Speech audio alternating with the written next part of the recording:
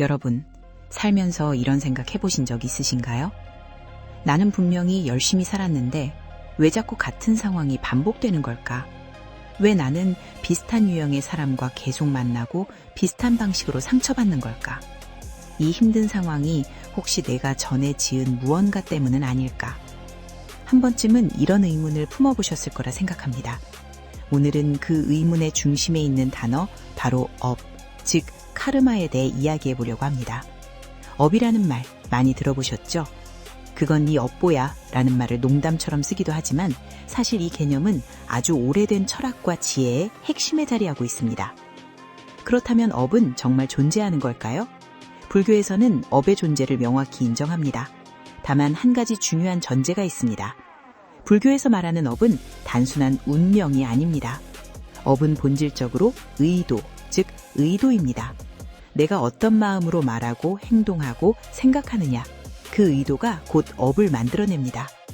그러니까 아무런 의도 없이 한 행동에는 업이 거의 쌓이지 않습니다. 반대로 강한 의도를 가지고 누군가를 해치거나 속이거나 착취한다면 그것은 단단하고 무거운 업으로 남게 됩니다. 중요한 것은 부처님께서는 운명이 신이나 태어난 시간 혹은 전생에 의해 절대적으로 정해져 있다는 숙명론을 강하게 부정하셨다는 점입니다. 업은 고정된 것이 아닙니다. 조건에 따라 끊임없이 생성되고 소멸하고 변화합니다. 즉 업은 과거의 결과이기도 하지만 지금 이 순간 내가 어떻게 사느냐에 따라 얼마든지 달라질 수 있는 살아있는 에너지입니다. 명리학에서도 업, 즉 카르마는 인간 운명의 가장 밑바탕에 깔린 근원적인 힘으로 봅니다. 흥미로운 비유가 있는데요. 명리학자들은 이 보이지 않는 힘을 우주의 암흑물질에 비유합니다. 눈에 보이지 않지만 우주의 모든 것을 움직이는 힘. 우리 사주팔자라는 것은 영혼이 카르마적 원인 위에서 이번 생에 어떻게 살아보겠다고 짜가지고 온 실무적인 인생 계획표라는 겁니다. 두 관점 모두 업의 존재를 인정합니다.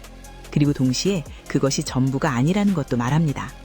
업은 인생의 방향을 결정하는 강력한 흐름이지만 그 흐름 속에서 우리가 어떤 선택을 하느냐에 따라 삶은 전혀 다른 방향으로 흘러갈 수 있습니다. 자, 그렇다면 이제 핵심 질문으로 들어가 보겠습니다. 1번, 어떤 행위가 업을 쌓는가? 우리는 일상에서 자신도 모르게 끊임없이 업을 만들어가고 있습니다.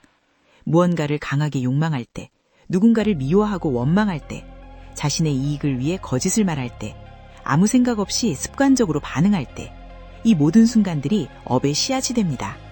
특히 주목해야 할 것은 무의식적인 습관입니다. 업은 사실 일종의 깊이 새겨진 습관과 같습니다.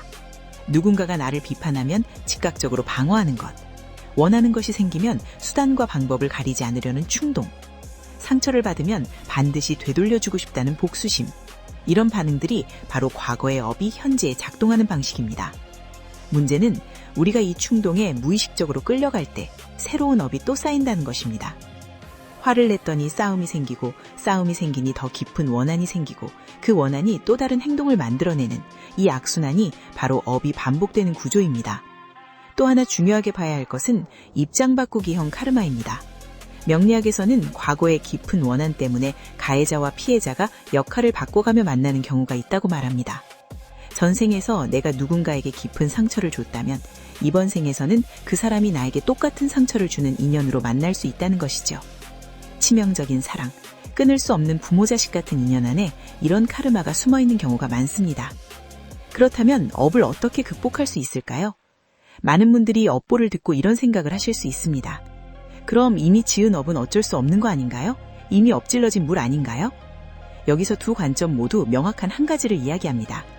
도망치는 것은 불가능하다. 하지만 극복하는 것은 분명히 가능하다. 방법을 하나씩 이야기해 드릴게요. 첫 번째 방법, 돌아오는 과보를 기꺼이 받아들이기. 내가 누군가를 깊이 상처 줬다면 언젠가 그 상처가 내게 돌아오는 것은 자연스러운 인과의 흐름입니다. 이걸 알면서도 우리는 본능적으로 피하려 합니다. 핑계를 대거나 상황을 왜곡하거나 다른 사람 탓으로 돌리거나. 하지만 불교에서는 이렇게 말합니다. 과보를 피하려는 그 마음 자체가 또 다른 업을 만든다고요. 오히려 내가 그때 그런 행동을 했으니 이 상황이 찾아오는 것은 당연하다는 마음으로 기꺼이 수용할 때 비로소 그 업의 에너지가 소화되고 해소될 수 있습니다. 이것은 체념이 아닙니다. 오히려 자신의 행위에 대한 깊은 책임감이자 인과를 이해하는 성숙한 태도입니다. 받아야 할 것을 받겠다는 마음, 그것이 업에서 벗어나는 첫 번째 문입니다. 두 번째 방법, 찰나에 깨어있기. 이것이 어쩌면 가장 실용적이고도 강력한 방법입니다. 충동이 일어나는 그 순간을 떠올려 보세요. 화가 치밀어 오를 때, 욕심이 피어오를 때, 누군가를 밀어내고 싶을 때, 그 감정이 일어나는 것 자체는 막을 수 없습니다. 그것은 과거의 업이 지금 표면 위로 올라오는 것이니까요. 하지만 그 감정에 끌려가느냐 마느냐는 지금 이 순간 나의 선택입니다. 불교에서는 이것을 찰나에 깨어있기, 즉 마인드풀니스라고 합니다. 화가 올라오는 순간, 아, 지금 화가 올라오는구나 라고 알아차리는 것. 그 0.1초의 인식이 업의 연결고리를 끊어냅니다. 이건 수행이 깊은 스님들만 할 수 있는 것이 아닙니다. 일상 속에서 조금씩 연습할 수 있습니다. 누군가의 말에 즉각 반응하기 전에 숨을 한번 쉬어보는 것. 욕심이 올라올 때 이게 정말 내가 원하는 건가? 라고 스스로에게 물어보는 것. 이런 작은 깨어있음의 연습들이 쌓여서 결국 업의 노예가 아닌 내 삶의 주인이 되게 합니다. 세 번째 방법, 선앱을 꾸준히 쌓는 것. 불교에는 아름다운 비유가 하나 있습니다. 컵 안에 파란 잉크가 한 방울이 떨어졌다고 상상해보세요. 그 잉크를 다시 빼내는 것은 불가능합니다. 하지만 맑고 깨끗한 물을 계속 부어 컵을 가득 채운다면 잉크는 점점 희석되어 결국 보이지 않게 됩니다. 지은 악업을 없애는 것은 불가능하지만 선앱의 힘은 악업보다 훨씬 강력합니다. 따뜻한 말 한마디, 작은 배려, 어려운 이웃에게 내미는 손, 이런 선한 행위들이 차곡차곡 쌓여서 과거의 무거운 업을 서서히 덮고 희석시켜 나갑니다. 중요한 것은 꾸준함입니다. 한 번의 큰 선행보다 매일 작은 선의를 살아가는 태도가 훨씬 더 강력하게 삶을 바꿉니다. 네 번째 방법, 용서라는 가장 강력한 무기. 명리학에서는 이런 이야기를 합니다. 내가 상대에게 복수할 차례가 왔다면, 복수하지 않고 오히려 용서하거나 선을 베푼다면 악업이 선앱으로 뒤집히면서 그 지독한 카르마의 고리가 끊어진다고요. 이것이 말처럼 쉽지 않다는 걸 압니다. 깊은 상처를 준 사람을 용서한다는 건 그 사람을 위한 것이 아니라 나 자신을 위한 것이기도 합니다. 원한을 붙들고 있는 것은 그 사람이 아니라 내가 계속 그 고통 안에 머무는 것이니까요. 용서는 상대의 행동을 정당화하는 것이 아닙니다. 그 사람을 내 에너지장에서 놓아주는 것입니다. 그 놓아줌이 결국 나를 카르마의 사슬에서 자유롭게 합니다. 다섯 번째, 무상을 받아들이기. 불교에서 말하는 가장 근본적인 지혜 중 하나가 무상, 즉 모든 것은 변한다는 것입니다. 지금 나를 힘들게 하는 이 상황도 이 감정도 영원하지 않습니다. 좋은 것도 영원하지 않고 나쁜 것도 영원하지 않습니다. 이것을 머리로만 아는 것이 아니라 몸으로 느끼고 받아들일 수 있을 때 우리는 집착과 혐오를 조금씩 내려놓게 됩니다. 집착과 혐오야말로 업을 가장 많이 만들어내는 두 가지 뿌리입니다. 이것이 줄어들수록 우리는 자연스럽게 더 적은 업을 짓고 더 가볍고 자유로운 삶을 살게 됩니다. 자, 이제 마지막 질문으로 와보겠습니다. 지금 이 순간부터 나머지 인생을 조금 더 평온하게 살아가려면 어떤 자세를 갖춰야 할까요? 저는 세 가지를 마음에 담아가시길 권해드립니다. 첫째, 반응하기 전에 한 박자 멈추는 습관을 들이세요. 우리의 가장 큰 업은 대부분 즉각적인 반응에서 만들어집니다. 화가 나서 내뱉은 말 한마디, 충동적으로 한 행동 하나가 오랫동안 관계를 망가뜨리고 내 삶에 파문을 일으킵니다. 오늘부터 이것만 연습해보세요. 감정이 올라올 때 말하거나 행동하기 전에 딱 3번의 호흡을 먼저 합니다. 그 짧은 시간이 무의식적인 반응과 의식적인 선택 사이에 공간을 만들어줍니다. 그 공간 안에서 우리는 업의 노예가 아닌 삶의 주인이 됩니다.